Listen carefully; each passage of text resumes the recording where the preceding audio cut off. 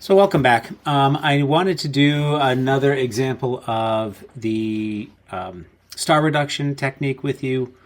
We did a technique, we did that reduction yesterday or the previous video, and with this image, and here was the original image, and here was the image with the star reduction, and there was a lot going on. I think ultimately I kind of really did prefer the first image.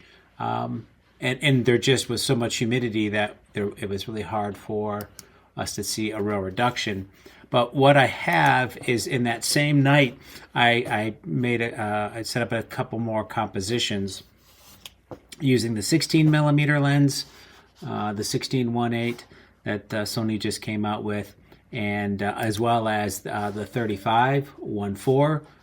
I like those tighter shots of the Milky Way core, and you can see a nice tight shot there of the Milky Way core, the Dark Horse Nebula really sticking out there, and all that nebula, all the nebulas in the center of the core look just great.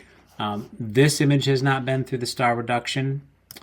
This image has not been through the star reduction. This one has.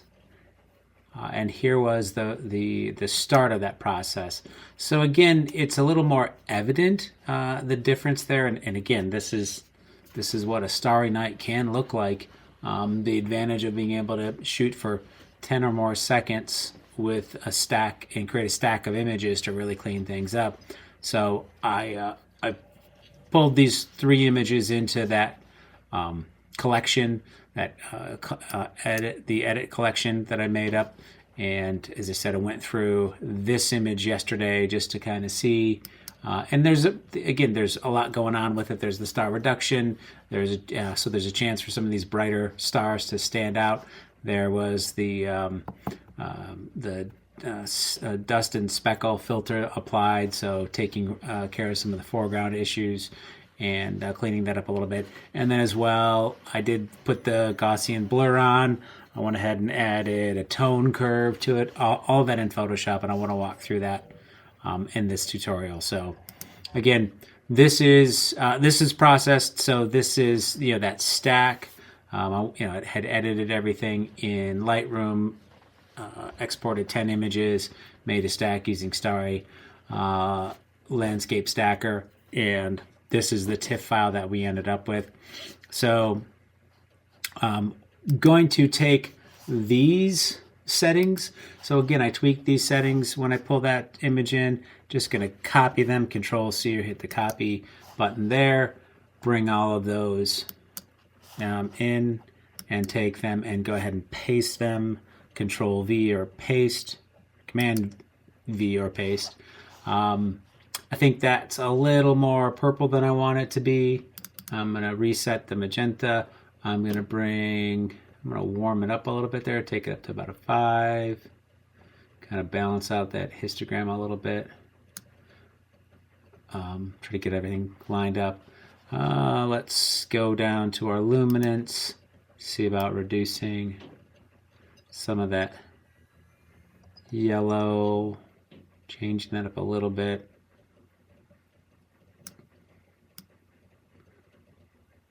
That's not so bad. Head over to saturation. Saturation, bring those down a little bit. See if I can clean up that horizon. Yeah. Again, that reverse. I was thinking about this when I do this reverse on the tone curve. That I really found that beneficial in editing my drone footage. So it's a great way for highlights to really get brought out in drone footage. I can do a tutorial on that. I'm not as strong in my Premiere Pro when it comes to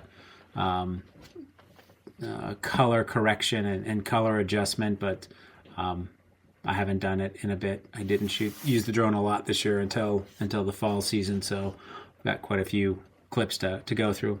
But anyway, so here is, I'm pretty happy with these adjustments. Again, I can come back and start. That's the nice thing about this process. If I don't like what I do in Photoshop, I can certainly come back and reset all and start with this TIFF again, start with a clean slate. And so I'm going to go ahead and edit, open as a smart object in Photoshop.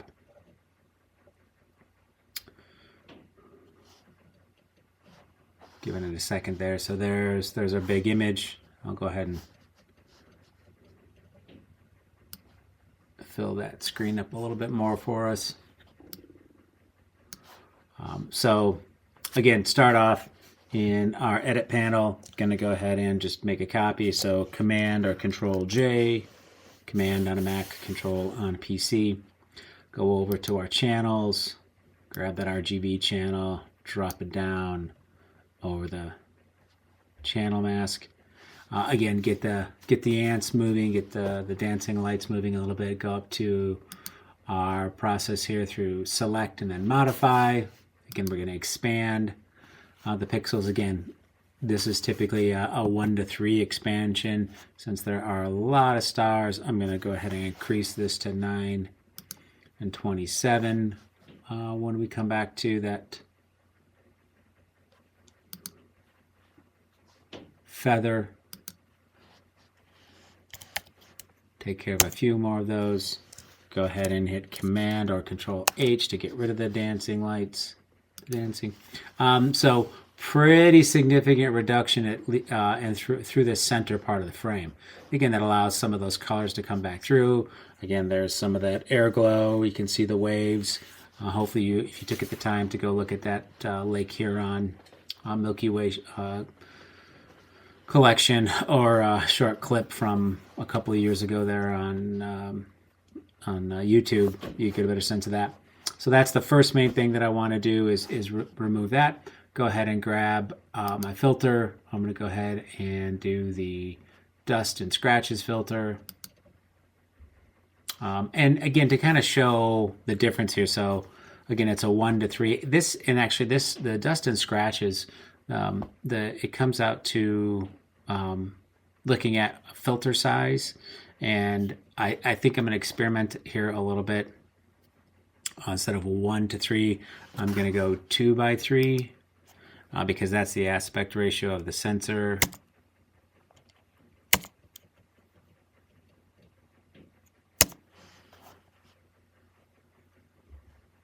And you can see we get a lot of stuff removed. And again, that allows that core to really pop. And again, I'll look over here at Scorpio. We can see the nebulosity of the Rho Ophiuchi really coming into play. There's still some of that air, or there's still some of the humidity that's causing those stars in the Scorpio constellation to stand out a little bit.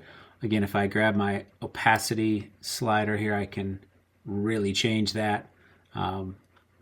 What you couldn't see before now becomes pretty evident in terms of that masking. So again, I don't want it overly processed, so bring that back down to about 65%. Really happy with how that's looking right now. I'm going to go to adjustments, and I'm going to go to levels adjustment, not just a curves but a levels. So that'll allow the whites to pop a little bit more, the blacks to fade in a little bit. And again, overdoing this can really cause some crunchiness here. That's just lifting that black point way up. I'm going to set that at 5. I kind of did like that. But I want to work with these main sliders to bring this up. But I don't want it to, again, get real crunchy, real processed.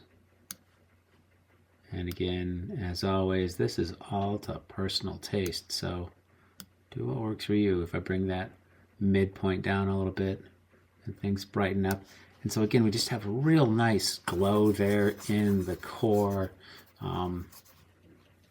Really stands out. I'm going to go ahead over here and I'm pretty happy. I don't think I want to work a whole lot more with it. Let's go ahead and flatten that layer so it all goes together nice. Come back up here to save. It'll drop it right back down into that collection, that edit collection. Just a second away. So there's our work.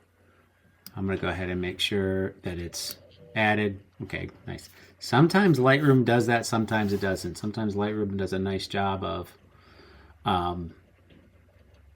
making sure it gets dropped in. I don't know what I do different, but I'm going to just tweak this a little bit. And that's just a global. Let's see what bringing down our highlights looks like. I kind of like that. Pop the shadows a little bit. Maybe tweak the tone curve. Yeah, that's nice. Clarity. Again, clarity, if you reduce clarity, it can bring out some of that dreaminess. If I push it up a little bit, gives a little bit more of an edge, a little more definition there on that core. Bring my texture down. Bump up dehaze just a tiny bit.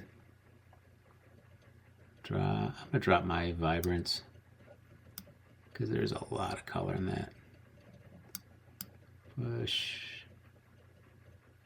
Push up the saturation a tiny bit.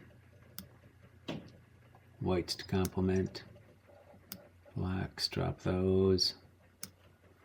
And let's see where everything lands. Yeah. Lots of colors. Lots of colors going on. I'm actually going to bring that clarity down. Watch this corner here. Watch the foreground when I bring that clarity down. That's what's so this is where masking really comes into play. So, I can go ahead and just put that clarity on the sky. So just make a layer mask, and then I can actually, I think what I might do, I'm just going to invert it and have it cover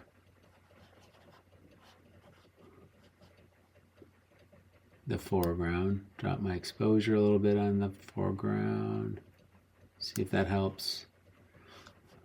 Color correction. I'm going to bring it back to the green. See if that reduces that muddiness. There's my clarity slider. Drop that a little bit. That along with my texture. Yeah, kind of smooths things out a little bit. So lots going on there. Again, would love to not have all of this ambient light here in the foreground, but hazy conditions, humid conditions, and a night sky, that's what happens. That's why getting out to the darkest skies is most important. But again, this is how we can get that core to pop and fade off, and still, tons and tons and tons of detail up here. Millions upon millions of stars. So nice zoomed in look there. And it's, again, this is a nice looking image. So, but that's it. That's what I wanted to go. And I hope that's helpful to see. So let's do our big before and after, right? So if I bring up the original image,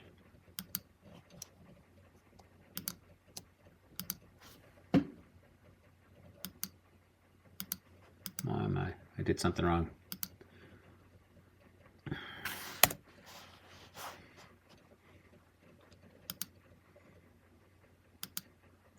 Why is that?